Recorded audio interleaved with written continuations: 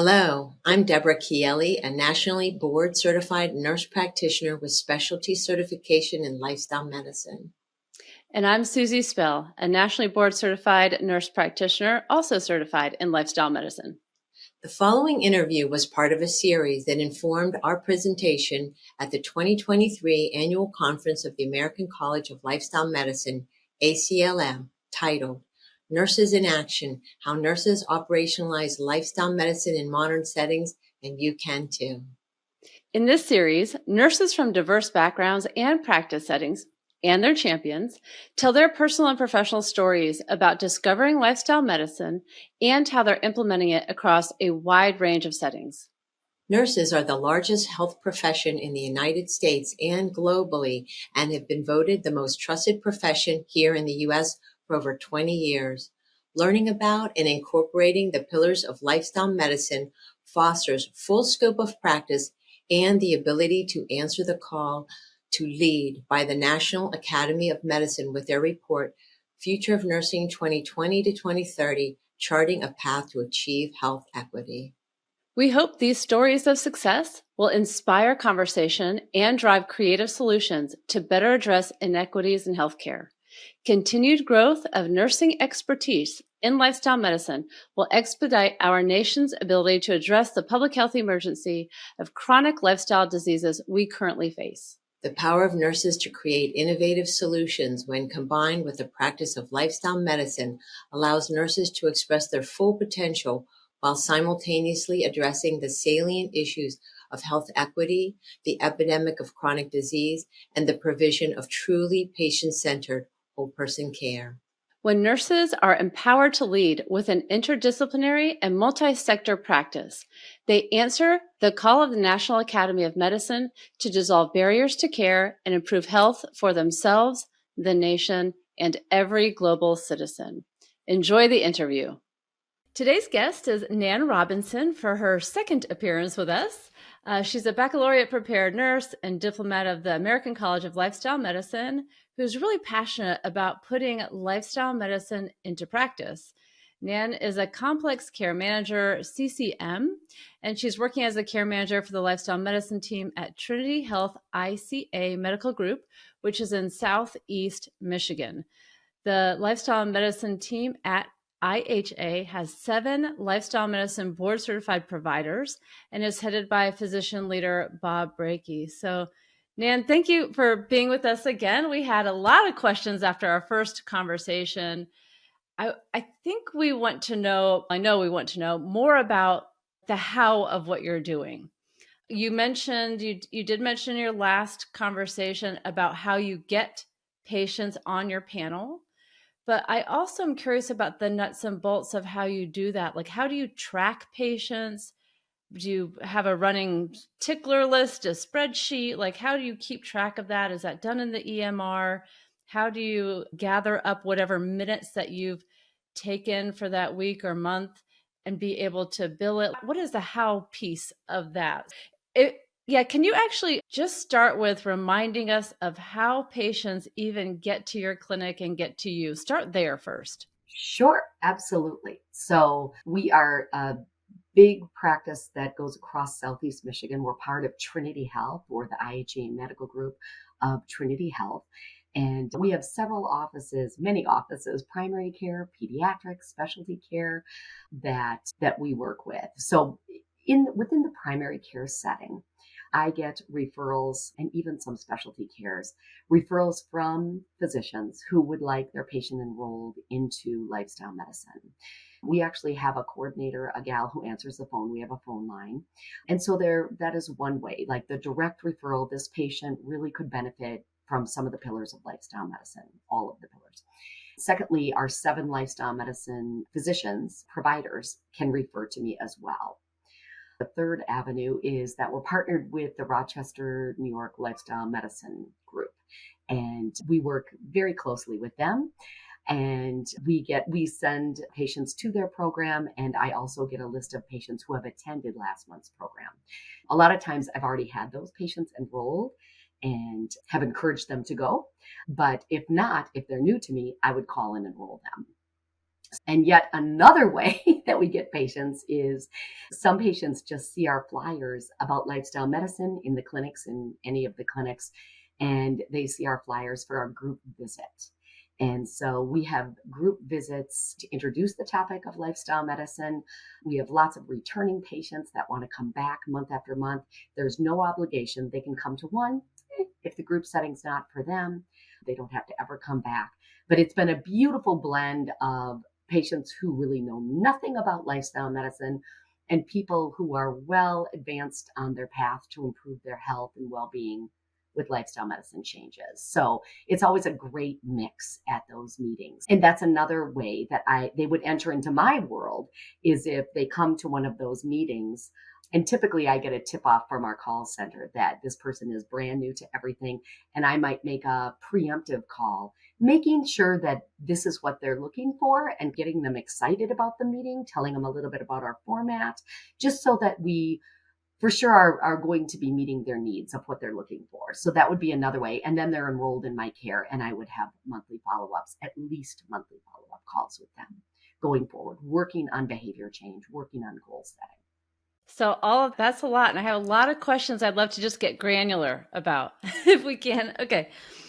I'm going to recap the referrals that come into you, which would be, you said referrals from MDs, which could also be specialists. My assumption is they are outside of your lifestyle medicine group providers that somehow know about your program.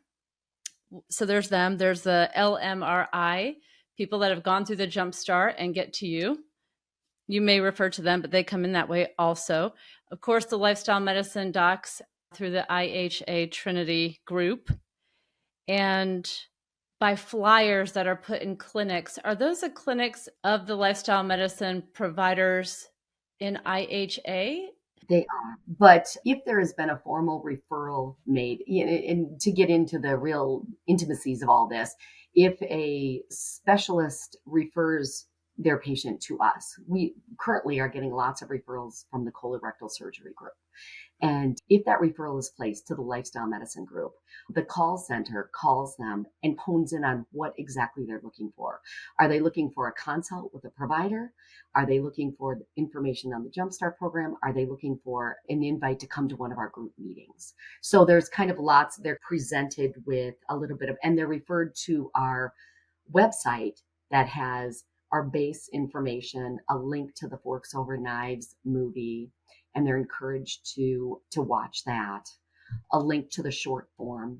So anyway, several things there. So yeah, does that answer your question? Yes. And I want to come back to the website thing in a minute, but so what must have happened before all this is there was some communication, some marketing, I guess you could even call it that, some way that you were communicating with other people to promote these services.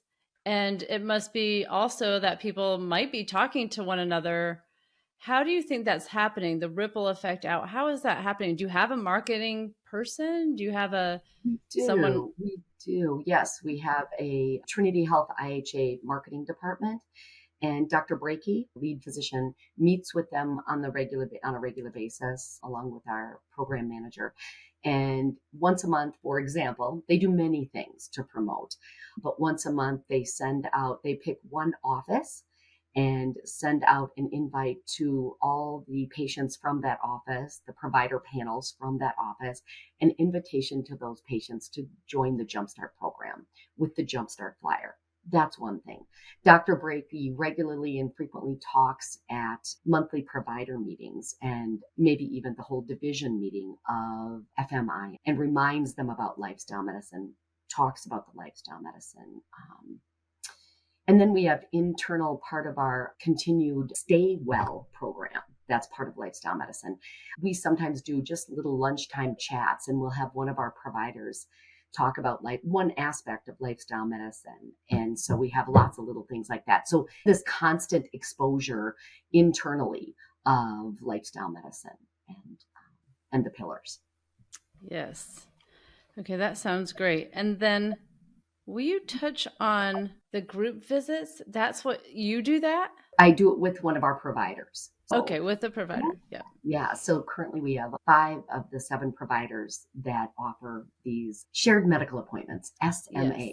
That's our new acronym, Yes. shared Yes. medical appointment. Yeah. And yeah, so I help to facilitate those. And they're just, do you want to know the specifics of how Yeah, those? I'd like to know what you do with those. What do you do? Sure.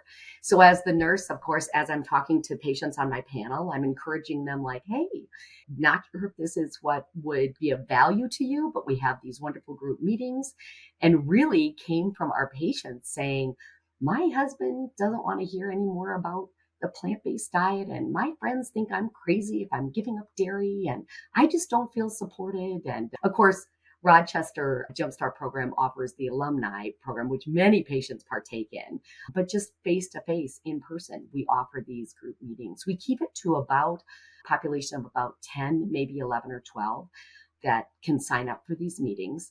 Our goal for these meetings is for it not to be a 2-hour lecture from the provider. That is not how groups work best. We want patients to feel actively participating in it, that they have something to share that's of value to the group. They have to have their airtime, their floor time to talk about what they're looking for, what their needs are, what their successes are. So we really value and make time for that. So we typically start by going around the room with a quick introduction, and then the provider or myself will present one topic. I'm thinking about this just a few days ago.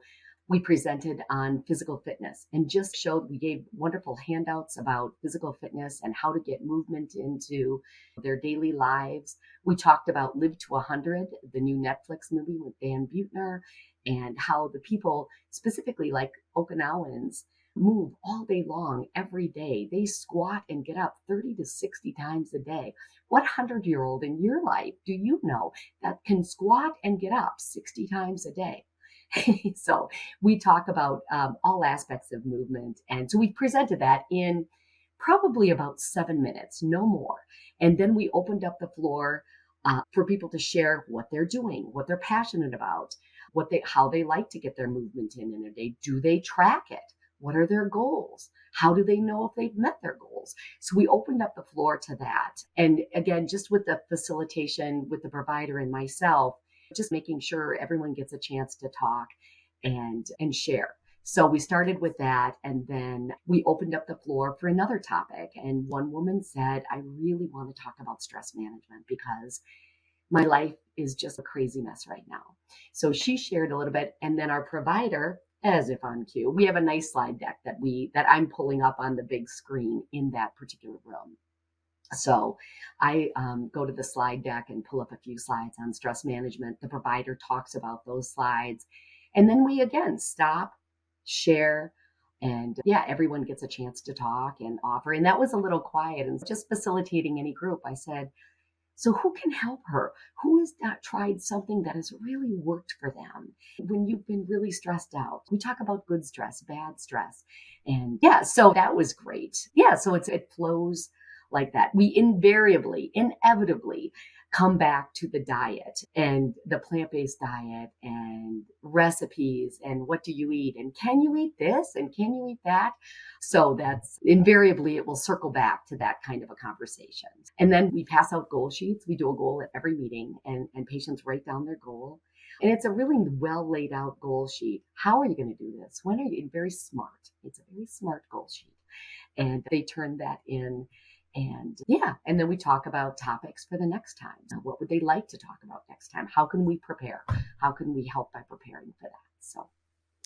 So thank you for that. That was a lot of really nice things that we heard about the medical appointments. So that was really good. And one of my questions that came up when you were telling the story was, do you have, or did you guys go and get any additional training in facilitating a group in addition to what we have as lifestyle medicine practitioners or providers that we got, the coach approach education, but really running a group, that's a different skill. You know what I mean? It is. And And what do you do if someone's talking too much? all that kind of stuff. Tricky. It gets tricky. So I years ago had the privilege of going to the hospital, and they were hosting a centering training. The corporation is called Centering Training. And we got these beautiful binders. And I'm a little bit of a stickler on that because the providers I'm currently working with haven't had that opportunity to go. But I feel like I have some background. I am no expert, but it was a beautiful course. It was a 2-day course, and I was in this room with all these practitioners, and it was just wonderful. And we had to act the part of the group and actually feel what it felt like to discuss a topic. And are you comfortable sharing, not sharing, hearing people that overshare, just seeing, and we had facilitators helping us and showing us how that works. In addition to this beautiful book that gave us ideas on, it was beautiful. It's just an excellent course that has laid out, you have to have an intro activity, the nuts and bolts, closing activity, and how to run those SMAs. So Interesting. Is that a course that's only at your location, or is that a national course? it's a national course. Yeah. Oh, And we've good. been in touch with them recently to see how we can incorporate more providers into that. That would be great. Mm-hmm. Yeah. And it takes practice, I'm sure, but if you have a template to go off of, that's nice as well. And for the goal sheet, are you using something that is an ACLM created resource for the goal sheet, or did you create it? Where did I that did come not from? create it. It is a SMART goal sheet. I would have to look to see where it was created. My project manager found it, and it's a really neat sheet. So maybe I'll get back to you. I'll pull it up and see where that came from. But it's Okay. really, it's built on the SMART goal template, and it just guides you through. And Yeah. do those goals, like whatever that they craft for themselves, Mhm. do they just keep it for themselves, or is that something that actually goes in their chart? When I'm seeing patients one-on-one and we create a goal, I Yeah. put it in my assessment and plan section. Our Mhm. short-term goal this time is this, long-term goal is this. So does So yeah, that, we do scan them into the chart. We do. oh, Yeah. good. Okay. We are part of Epic. We use Epic. And typically Epic is built with a goal sheet page, which is wonderful. And we use a SMART phrase to make sure we're touching all the points of a SMART goal. So when I open a patient chart in Epic, I can see goals from the surgery group. I can see goals from physical therapy. And it gives us all the opportunity when we're reaching out to team-based care to say, oh, I see you saw the physical therapist, and how did that go? And touch on their goals as well, making sure we're all seeing the work others are doing. Yeah, I remember that being a nice thing about Epic. Yeah. It can be more streamlined. That's a nice thing. Can I just ask you a quick side question? The flyers that you use for the clinics, are those ACLM created, or you created them, or the health system created them? Our marketing department created them. And so we have the overall lifestyle medicine flyers that go in all the offices that just introduce the topic. And then for the specific group meetings, those tend to really just go out to, those posters are just paper sized posters that we put in the rooms of the offices we're having those visits in to maybe touch a patient that hasn't heard about that before.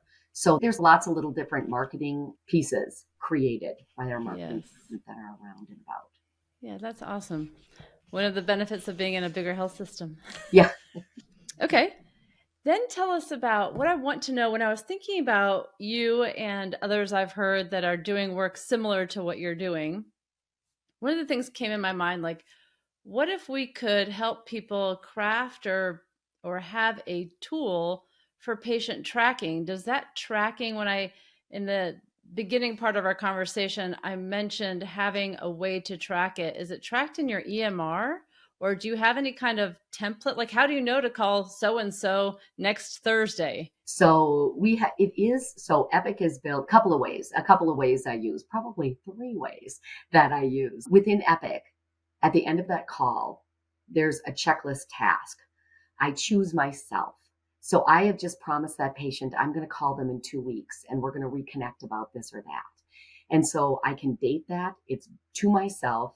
And in the comment box, I work for many different offices. So I have to put what office That helps me organize my day because I want to pull up that office and call all of those patients for that day so I can flip my template around. But I also put just a little hint to myself of what I'm calling about that day. How was the appointment? Did you do this? Did you do that? Just to trigger myself. And then I can open the chart. And I also put in if I promised them a certain time, or if we've decided to do a video visit, a telehealth visit versus just a phone call that day. Or if they're going to be in the office, here today, 3:40 appointment with Dr. So-and-so. So then I have that. I also use my Outlook calendar if there's a specific time. Of course, I don't put patient information, but I'll say, Betty, here today at 3. And I know I'm at that office at 3. So I know. But then our business intelligence team actually built all the care managers this template that we can pull, quite frankly, as often as we like. But it's a really good check and balances that we felt was missing from our lives, our work lives, that it pulls your patient panel and pulls it onto an Excel spreadsheet for us. And in that way, you can catch those patients. We can sort it anyway. And we also can sort it by billing. So we always want to try our hardest to get the comprehensive assessment done for our patients. So that's one column. And just the date of last billing. So we frequently will sort it by oldest date. And somehow, some way, that patient fell off your task list, whether you forgot to, in Epic, that you didn't set yourself a new task, or there's always those few patients that you're like, oh my goodness, how have I not called that patient for 6 or 7 weeks? I need to call them today. So it's twofold. Yes, Epic tracks our patients, but we also have this other sheet as well that will also give us a hint to what we build on that patient. Have we talked about the social determinants of health? Have we talked about the ACP? Have we done a comprehensive assessment? So those kind of things as well. So I know, and we could always cut this part out, but I know you can't share your spreadsheet, but would you be able to tell us what categories are on that spreadsheet? So if people wanted to build their own, they could? Sure. I always have it up. Oh. So I have to look over here. I always have it up. Okay, I'll write it down. Yeah. So we have the practice, whatever practice that patient is attributed to, who the care manager is, because I can pull up other people's as well, the patient name and their N number, which is a great search tool because a lot of times there's a lot of Jim Jones and whatnot. Date of birth, category, and by category, how did we enroll that patient? High risk care management is how we enroll typically. And then the enrollment reason, we identified them as high risk. We are using referral data, or it was referred by a provider. A couple of different choices there. And this would probably change from healthcare organization to, and then episode start date. And that's key because sometimes you've been care managing this patient for well over a year. Are you still moving forward with those goals? Is this someone you're just calling and there's not really a lot of behavior change?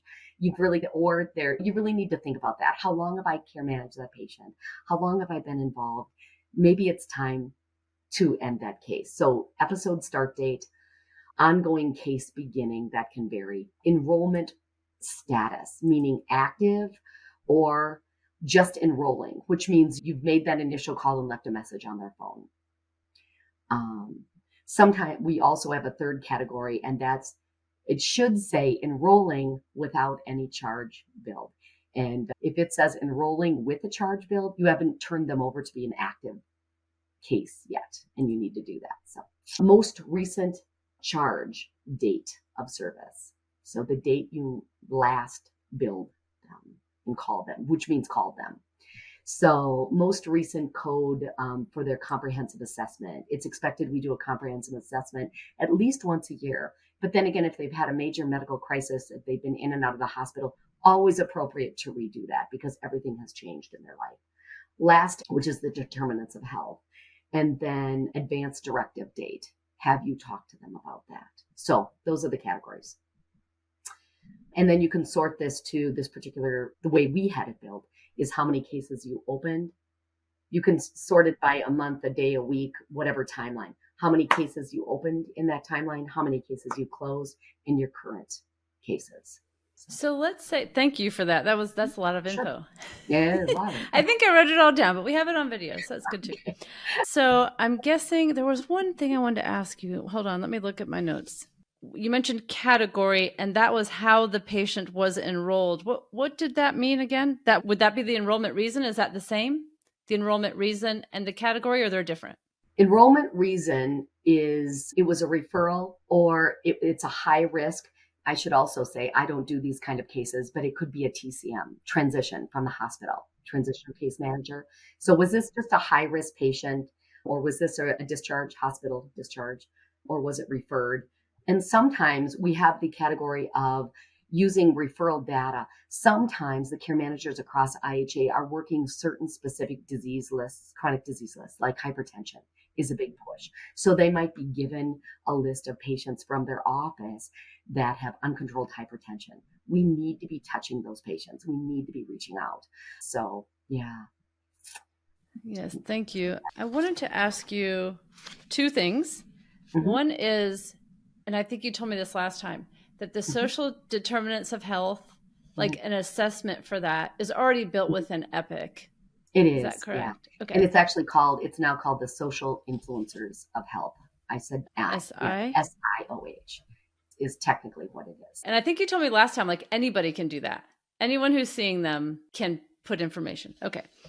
And then the other question was, I want to know, okay, you have to call someone, and you said you use your Outlook calendar sometimes, but so you don't craft your own calendar ahead of time necessarily. No, I don't. And Okay. yeah, truth be told, the task sheet within the tasks within Epic that you're personalizing, call at Right. 9, call at 10, video visit, that means I have to send them a link just before that Right. call starts. So that technically should be enough. Sometimes I just put little reminders on my Outlook calendar. Okay. So yeah, those are reminders or use of the task list. What about, so let's say you see them, you call them, you have to speak to them at least 15 minutes or 20 minutes to bill, right? You have to do at least a 20-minute to bill? 5. 5? Oh, okay. And how do you keep track? Let's say you see them and you talk to them, let's say 12 minutes or something. I'm guessing you write a note. Yeah, so let's say I place a call. I'm live in their chart in Epic. So important as a nurse to be live charting. They're talking, I'm typing. Bullet points. I can expound on it later when I'm done. I've got my 6 pillars pulled up in a smart phrase.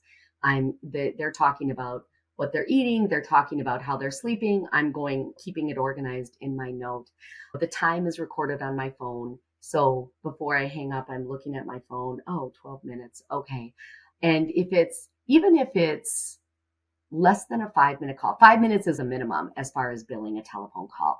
But even if it's a very meaningful talk and it's 3.5, 4.5 minutes, it's okay to bill. Did you discuss the goal? Did you have a meaningful conversation about whatever the case may be? Yes, I did get the medication. Yes, I was able to use that coupon. I did pick up the med and I started it and I'm not having any side effects. You really got through some information. Absolutely, you can bill for that call. Absolutely. And so when you record it, you must type your note up, you clean it up or whatever, and you want to close it out. Mm-hmm. Do you put a billing code on there? I do. Mm-hmm. So on the wrap-up page, there's care manager minutes, and I put the time in, and then I select the appropriate billing code. Okay, so that's done like in real time. Like you don't have to go back and say, oh, I talked to so-and-so for 20 minutes this month and then bill it. Nope. It's all done real time. Okay. Yep. I set my task, I bill. Yep. And let's say you want to go back and see in totality how many minutes you've accounted for. Can you do that? Can you say, oh, from January 1 to 31st, what I did in that month? Can you pull that up, that information? I could as a nurse, as a manager. When I was the manager of the care managers, yes. A program manager can do that. So yeah, our BI team has also built programs that pull from Epic that, different people within Trinity IHA can pull those reports. Yeah. Okay. I'm guessing you must have to spend some portion of your, let's say if you're a 1.0 FTE, you must have to spend some portion of that time on these calls. Is that right? Yeah. So the care management program at IHA does have levels of expectation, and we all know those. And we have monthly meetings with just the care managers with our leads. And we know this is what your patient panel number should look like. That's reasonable to be able to reach out to them at least monthly. Yeah, we don't really have a metric as far as you must make this many calls a day. But in general, the underlying expectation is that you could complete with your charting and whatnot and your other duties as well. I'm thinking of meetings and going to meet as a team with about this patient, or that all takes time, but that you reasonably could reach out to 8 to 10 patients a day. Doesn't happen every day. Sometimes one patient takes a lot of your time because they don't have the pharmacy. We've got major issues going on and whatnot. But yeah, that's a general expectation. But we didn't, as a manager, we never wanted to make that a hard line. That's too intimidating. There's too much that happens in those offices to really make Right. that a must do. And in that way, it's a little bit different than maybe just a straight provider who is being or counting the beans when we're talking about what is our value, right? Right. Yeah. Mm-hmm. So another question I had, okay, let's say, okay, you close your note, you put your minutes, you Mm-hmm. do your thing. What would prompt you to reach out to their medical provider to say, hey, I talked to so-and-so today. I discovered this. I think maybe this person needs a follow-up, or how does that communication Mm-hmm. happen? And does it happen often? Tell us about that. Yeah. So it really is expected in team-based care that you're having regular contact with the provider. So we always want to respond to a referral. So if that came to me as a physician referral, a provider referral, once I did get in touch with that patient, and even if I didn't, I placed 3 calls and there was no response, I would reach out to the provider within Epic and say, hey, talk to this patient. We set goals today. She's thinking about doing this or that or the other thing. Just an FYI. In that same way, I might ask questions. In that same way, we would have a care team meeting about that patient if necessary. So I was just back and forth with Dr. Brakey today about a patient and a medication and questions. And so we do that within Epic. It's expected that even once a week that you're having a touch point with that provider about not necessarily that same patient, because you don't need that much contact about that patient. We're doing our work. We're ensuring that patient is coming back in a timely manner to see the provider, whatever that is. But yeah, so does that answer the question that, Yes. yeah, okay. Yes. And Mhm. I did want to know, one of my questions was going to be, do you have care team meetings? Do Oh, you have to have one on everybody? Do you only have them when there's something going on, or say they've been hospitalized or something like that? When would those mhm. happen? That's always like a must do. And yet you want it to be a valuable time spent for both you and the provider. If you're carving out of their lunchtime. So we really try to be on point and cognizant of that. And so most care managers have set carved out time. Wednesdays at noon, I meet with Dr. Brakey and we sit and and you want to bring up meaningful patients, that there's something to talk about or a true question and whatnot, or just a quick update. I did reach out to Betty. She's on board with this or that. And we're going to try a few more angles to really get her sleep habits in line. So just a quick update and then move it on to the next. Yeah. So that's the guidelines. Yes, you should have one on everybody at some point, not all at once. Small sound bites, not taking up too much time and making them meaningful for both the provider and yourself. And so you told us, actually, I should probably just pause. Deborah, do you have any questions about anything we've talked about? This was wonderful. I've really enjoyed being a part of the conversation. I don't want to interrupt the flow of what you have going there, Susie. I had a couple of questions that are follow-ups, but if you're in a flow, do you want me to go? Okay. So one of them does have to do with the coding and the billing that you do, Nan. And so Susie and I listened to that reimbursement symposium for ACLM, and there's so much around all of that with reimbursement models. Do you Do you find that there's a tracking of what the reimbursement is per team member? Like for you, this is something that's not, you don't see in acute care. Nurses are on the expense side, but here you are, and you are able to bill even for that 5 minutes, and you're managing these patients and following up on them. Can you tell us a little bit about that? And then is that tracked? And if so, how? And then also, how does this compared to other roles that you've had where now here you are, you're bringing in this revenue? How does that feel to you in terms of how you're visioned in this practice, what you're doing there? Yeah. So our time, how much each individual care manager nurse is generating can be pulled for a week, a month, a year, and it is tracked. Again, our BI team built a program. As a manager, I had access to that. I'm no longer in the manager role. So others do see that and are tracking that revenue. So it's nothing that the care managers themselves have access to or necessarily want to. But yeah, and so it's wonderful. Just a side note, we have just an excellent billing department that we push the bill. We don't have to worry anymore about what insurance they have. If it's a payer, if this telephone call will be paid or billed, or should we push charges, doesn't matter, which makes our role so much nicer. And over the years, that was way back when we first started doing this. And initially, only Blue Cross was a payer, and only certain Blue Crosses were payers.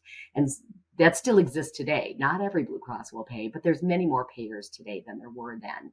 But we just push our charges, and our excellent billing department just washes them away if that particular plan does not cover care management expenses. So we just bill. That's all we do. We code our time, bill.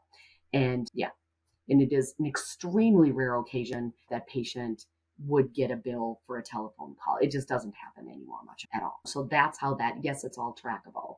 No, we don't see it as care managers. So we do in our monthly care manager meeting, we do talk about billing. And in fact, we were just given a payment grid of new people on board, new insurances on board that are paying. And it doesn't really matter because if there's some special thing we need to know about, but we just push our charges no matter. So Thank you for that, Nan. And then can you tell us, and I may have missed this or coming off of the first conversation I haven't had a chance to listen to yet, but mhm.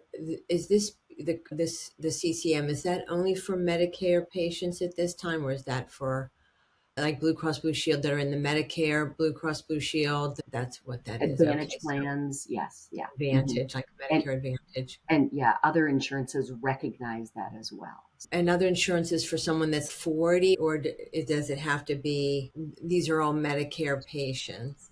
No, there are many different insurances, not Medicare. Pediatrics are billing. Pediatric care managers are billing for their Oh, calls, great. and their Okay. comprehensive assessments. And yeah, Okay, wonderful. Thank so you. And can you just share on a fulfillment basis or on a recognition basis of the valuing of you, your time, your effort, your work with these patients, how mhm. this feels to you versus, say, another role, if you compared it to another role? Oh Um, yeah, yeah. Having the time and the wonderful group, the training, the time, and the value placed on care management nursing is huge in general, specifically lifestyle medicine, care managing. It's it is gives a sense of value more than I can even say as far as a nurse. We all know whether you're able to bill or not for your like how valuable you are as a nurse, giving that information, troubleshooting, finding ways around barriers that you're the cross between a social worker and a nurse. Sometimes it's tough to tell what role you're playing the most that day. So it gives you an incredible sense of value. And these payers, if you will, have realized through many different avenues of their own how valuable we are in keeping their patients at a lower cost to them. We keep patients out of ERs, out of hospitals, adherent to the medication regime that they've got prescribed on a course in my work specifically on a path to better health, on a path to make things better. And every nurse does that as well, not just lifestyle medicine nurses, of course. But so what a wonderful I don't know, what a wonderful, whatever value that we know is there that we're able to bill. And in fact, we're sometimes given lists of patients that they highlight. Boy, could you have your nurses tap into this panel of patients, because here's a list of uncontrolled diabetics. Here's a list of patients with severe depression. What a wonderful thing that they're valuing us enough to say, please reach out to these patients and give them that extra support rather than just once every few months seeing a provider in the office. What you're addressing with your patient, what you're assessing and addressing is just what you said, all of those social indices or indicators of health and how they're doing at that moment. And then that time and connection, which is, you were talking about, what you're doing it is healing. It is a form of medicine. It's a lifestyle medicine. It's a connection medicine. It's a caring medicine. And these relationships. How long is one of the patients that you've been with for the longest time that you have a relationship with, and you see them continuing to grow, or they graduated and they didn't need you? Tell us, you probably did this in your other one, but just as just a little story for in here. Yeah, gosh, so many. And probably having someone on my panel for a year is a long time, but sometimes those kind of patients are on there for a year. I have just a wonderful gentleman who is just, his heart is so into behavior change and really making himself better. And he was doing just a wonderful job and then had a horrible health setback, that's why he's been on longer than others, but still came out of that was really something beyond his control, I will say, a side effect of a medication that really set him back. But he's back on his path and doing better than ever. And yeah, so just navigating those kinds of things. And so that's why someone would probably be on my panel for a year or more, that they were doing great, and then this crisis happened, that crisis happened. I have a current patient that was referred to lifestyle medicine, always wonderful, from an office that has no lifestyle medicine provider. So always wonderful to get those referrals. They're hearing about our group. They know what we can do. However, when I called this wonderful patient, there are so many SIOH, social influences of health, going on in her life. She's really unable to work on much right now. And what I actually referred her back to my fellow care manager at the office, because she is not able right now in her predicament, living out of a car and unable to afford her diabetic medications, unable to afford even the glucometer to check her blood sugar. We have got so much going on in her life that we need to get some social concerns addressed and met before we can talk about dietary changes and did you exercise today? Not if you're living with your children in a car. So that's not our concern. So really, she needed more first. So she'll come back to me. She's still on my panel, but I'm letting another care manager get all these pieces in place before we move forward. That reminds me of the hierarchy of needs, right? You have to feel safe and secure Yeah, before you can move up to the next level. So right. recognizing that. We're working on how did you eat today? Do you have food for today? Okay, let's start there. May I ask one other follow-up question? And this has to do with, we're hoping to provide assets that guide us in terms of, as nurses, we are charged with being lifelong learners, and it's ever present out there with all the new literature that we're seeing and the research that we follow in the lifestyle medicine field.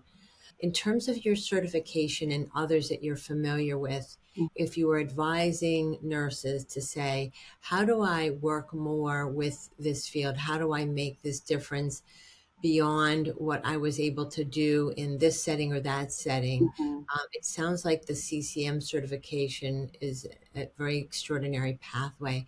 Wondered Mm-hmm. if you might just share briefly about that, what brought you to that, how you find that, and what you would recommend to others to looking into it, and then any other certifications in a, in addition to the diplomate or the nurse certification, the Mm-hmm. certificate course that we're going to have.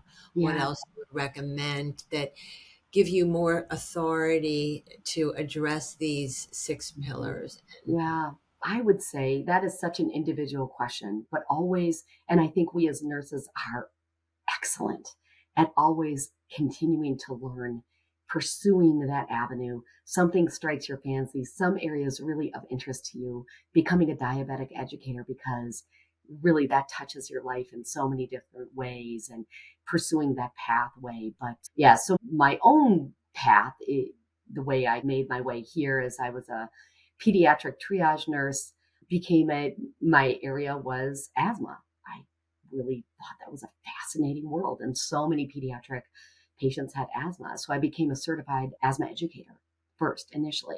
And for 14 years, I was a certified asthma educator in the pediatric division and was able to bill and become a complex care manager within the state of Michigan because of that. Not because of that, in addition to that, because that was my area. And then from there, I think we just all have to find our own path. Started educating different offices on just doing basic asthma education to medical assistants and nurses at other offices doing that. And then anyway, became a manager for the care managers ultimately. And yeah, and then stumbled upon lifestyle medicine with Dr. Brakey and went down that path. But yeah, I think it's individual, but follow that path and continue to learn more. Be curious, right? We should all be curious. And I started out with the T. Colin Campbell nutrition course, which was a great course. That was a 30 credit course. It was an e-course. So that was wonderful. I think our 5.5 credit class, as far as if you've got even just a little bit of interest, take that, see if that speaks to you. But yeah. Yeah, thank you so much for Mhm. all of that, Nan. Thank you. Mhm. Sure. Absolutely. My pleasure. Absolutely. I just have a couple other questions. I Sure. know we're getting, when you said that people give you a list of people with a certain diagnosis, like Hmm. uncontrolled hypertension, Hmm. uncontrolled diabetes, who Hmm. is the they? Is it somebody in the hierarchy of these are our frequent flyers? Is it somebody in the business office, somebody in the care office? Like, where does that come from? Yeah, so that's a Trinity Health organizationally. Our push last year was, and this year as well, hypertension. It is such a leading cause of death and disease and disability currently that leads to so many other things. We want our numbers of patients who have that diagnosis to land within a certain percentage of having that controlled. And if not, we need to get them back in to see a provider. We need to educate them on how to properly take their blood pressure, educate them on lifestyle habits that can really dramatically improve their blood pressure. So, and the same thing. So, Trinity from the organization, yeah, IHA Medical Group Okay. within Trinity would be the one to send us those lists. Okay. And then what do you think would be your max patient panel? What would be like if one full-time care manager, what would be your max panel? And for me, doing this kind of one off lifestyle medicine work, I'm still trying to figure that out. But a Okay, full time that's care valid. manager at IHA, if you are a full time care manager in one of our clinical settings, the panel size should be between 80 and 100 patients at any given point in time, knowing that some of those patients are at the beginning of their work with you and you're calling more frequently, weekly, every other week. Patients who are getting on their path. We're now a month following hospital stay. They're on their path to feeling better. They've got their medications figured out. They're doing a few things to improve their health. That might only be a monthly call. So that would be currently, I'm able to have a panel myself of right around 100 for sure. Because lifestyle medicine patients, I call at least monthly, but typically, even starting out, it might only be every 2 or 3 weeks. Yeah. So thank you for that. I remember you mentioning the 100 panel. For pediatrics, I when we first started this, Deborah and I said I used to work in a pediatric specialty clinic, and I was like, I know that there were nurses, RNs managing populations like our sickle cell kids, our cancer kids. What else was there? Asthma, right? Like you mentioned. Mm-hmm. So a Mm-hmm. number of different populations, and I guess in my mind I thought it was population management, but really they must be care managers Mm-hmm. um, to be able to manage those populations, I'm guessing. And there's so much that we can do at the clinic level, at the outpatient level, and again, it's that crossover between nurse and social worker. Autism, huge. Autism, asthma, ADD, anxiety, depression.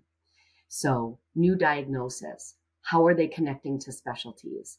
We have lots of information and lots of great resources of any of those 4 diagnoses, any diagnosis. It could be that very complex baby that was just born with all these congenital anomalies. And typically, if they're part of a specialty unit at a major hospital facility, they've got a care manager, they've got a social worker going on there. We're still the connector piece, and sometimes in those between the primary care and all their specialty clinics. There's a role for a care manager too, at times, probably going in and out during different times. But think about that child who the parents have just been told, we think that your child may have autism, and we would like you to go be evaluated at a specialty clinic, get the whole autism eval, the ADOS testing. That is a horrible, scary thing that just sends that family reeling. So situations like that, and then chronic diagnoses as well. So we've got fabulous team of pediatric care managers who they're embedded in the offices, as are we all. They're embedded, so the provider would come in and say, come on in, meet this family, new diagnosis that we are thinking. Yeah, I love that. I worked in peds for a long time. Yeah. Yeah. So, and I know that social worker hat. I feel like I used to put it on quite a bit. So Nan, can I ask you 2 more questions? And forgive me, and you don't have to answer them if you already answered them when I wasn't here. One is that how would you describe that team that you're working closely with you as a nurse being in that team? What is that dynamic, and how does that work with the various team members there? I think that they understand my role and value it. They've all worked with embedded care managers, so they know what the care manager in general does. In my case, I'm following up for lifestyle changes and behavior change related to lifestyle. I'm also absolutely expected to be doing med reconciliation and whatnot too. That's part of my comprehensive assessment. I would not ever not do that with a patient just because we're working on a plant-based diet. But so I do believe that they value me, and it's wonderful being embedded in the office and being able to talk one-on-one with them about different patients and whatnot. And yeah, and facilitating their group meetings and whatnot too. And a lot of nice huddle planning for the care for the SMAs. And yeah, it's team-based care, right? At its best. It really is team-based care at its best. The medical assistants we're working with them and deciding, they're helping decide several things too. So it's great. It's great. Yeah. I'm hoping they feel valued. Yes, it sounds like everyone is empowered to practice and serve at the top of their training. The MSAs, they have so much to bring to bear. Everyone is involved and everyone feels valued, which is, Yeah. I think that's really an important point that you make, that you feel valued and people feel valued. And it's sort of the epitome of team-based care and what can happen there. Yeah. The second follow-up question I had was, now you're becoming a content expert, a practice expert, and a presenter. And I know I've read your emails, but can you tell us, just tell the people that we're speaking to, that will be hearing from you here, who your audience is, if they're nurses, if you're speaking to audiences that go beyond nursing, and how that's working and how that's received. Yes, I did gave a lunchtime webinar to the nurses, the care managers within IHA. We're a population of about 35, I think. That was fun, and just introduced them to lifestyle medicine, told about my new role, went through all the pillars of lifestyle medicine and what that looks like in my role and how we support that. And then I was able to actually work with the state of Michigan Transformation of Care Management Group and give one of the webinars that we there's a whole bank of webinars that are available at the state level. So I was able to give my presentation live, and then it's in the recording for them to watch if anyone would like to choose that webinar to watch. And my most current project is one of our fabulous graduates happens to be a retired teacher here in the great state of Michigan, and she's very involved in the teacher organization still, the Michigan Educators Association, the MEA. So, and they have a break in October, and the teachers have to partake in a couple of days worth of webinars. And we're going to give that jointly. So we're working on our presentation. And so I will be bringing up maybe the clinical aspects and the lifestyle medicine pillars, and what that looks like. And she's going to take it down to the teacher student level. How do we promote healthier lunches? How do we promote healthier snack times with these kids? How do we promote movement with these kids? And we're actually going to have them do just different exercises, and stress management for teachers is huge. So we'll be focusing on certain pillars, maybe a little bit more than others, but so we're working on that, but she'll bring it down to the teacher student level, which will be neat. Wow, such an amazing collaboration with a teacher now. So going beyond the clinic there, beyond your patients, and all of our patients as nurses are the individual, the family, the community, the world. And here you are in the community now collaborating with this teacher who's a graduate of your program there and was certified. And that will have ripple effects and impacts for the teachers and for the students and their families, all of that. So that's really exciting. And that's nursing. That's how it works, is just those ripples out with families and teachers and communities and schools. Congratulations. Thank you. Okay, Nan, we're going to let you go because we've got you another hour, but there was so much information here. So great. And I think it's going to be very helpful because even some other non-nursing leaders are wondering how to use nurses. So I think when we can hear other people's experience or what you're doing or how you bring value and how you generate revenue, then other people can be inspired and use their own creativity and flexibility to bring nurses on. Okay.